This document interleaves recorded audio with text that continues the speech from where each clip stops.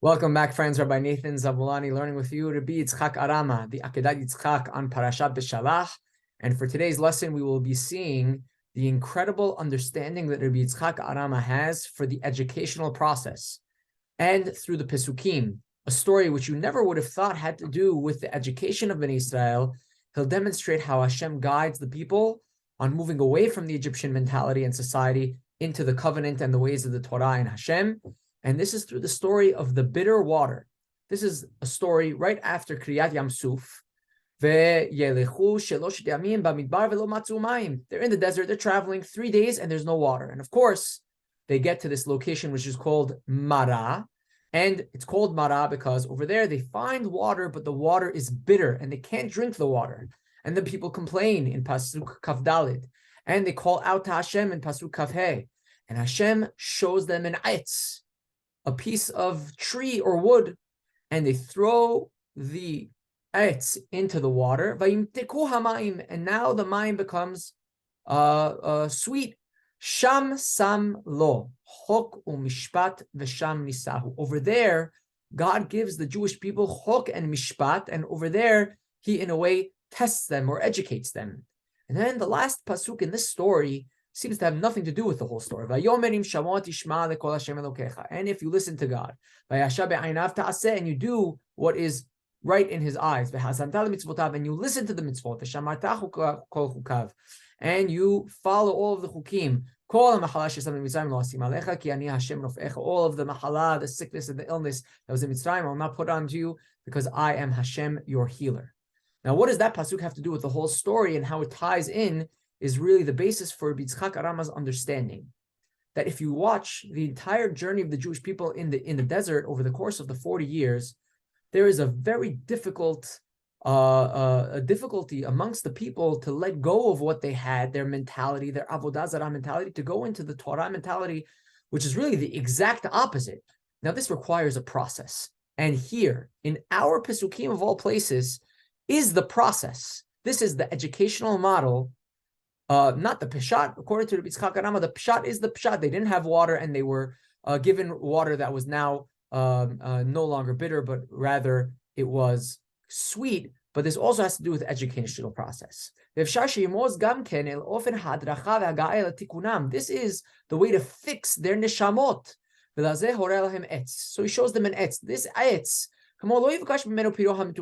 you can't expect for a tree to give off the fruit just automatically on its own. It requires avodah, and this avodah requires nichush, ve'itur, v'zimor, v'zulatam. There's a whole process in actually getting from the seed to the tree to the fruit. And same thing with education. Don't expect Bnei Israel to leave Egypt, to get the Torah, and for it to be a seamless process. No, there is many steps that go throughout this process, and it is a complicated one, and it requires an educational model. And this is the educational model.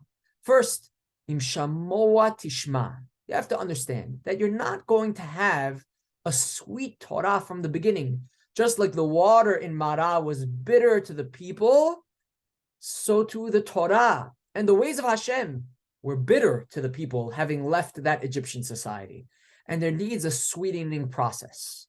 And the process is, first, you have to listen and learn what the Torah is telling you to do. Now that listening is a little bit shallow. It's superficial. You're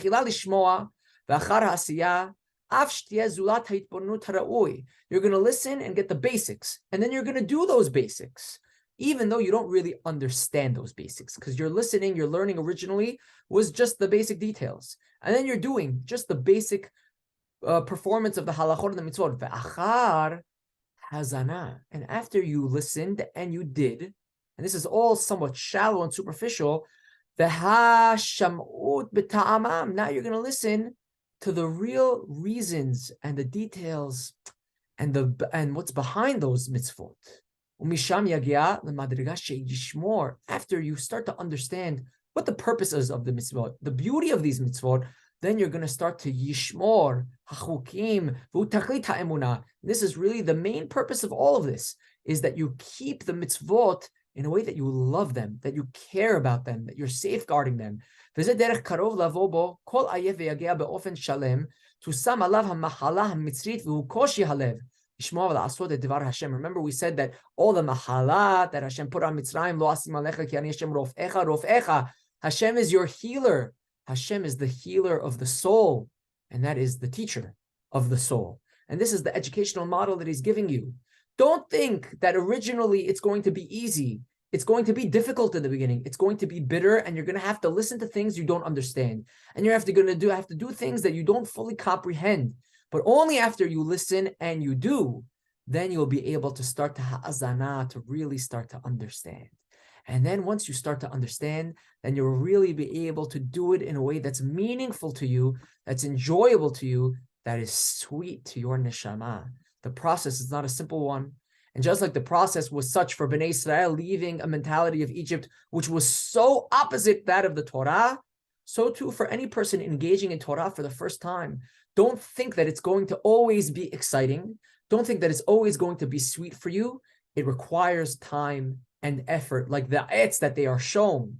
It doesn't get there on its own, but rather requires toil and effort, and requires a lot of diligence, and requires a very strict process to go through. You can't just do it without any guidance, with a random process. It requires a very strict and specific process. Shemi'ah, asiyah, ha'azana, and shemirah. May we all follow in the ways. If Bnei Israel leaving Egypt could do it, leaving such a difficult mentality could do it, B'ezrat Hashem should guide us that we should be able to follow in the ways of Shemi'ah, Asiyah, Ha'azana, and Shemirah as well. Shabbat Shalom. Hope to see you again for our learning of Parashat Yitro.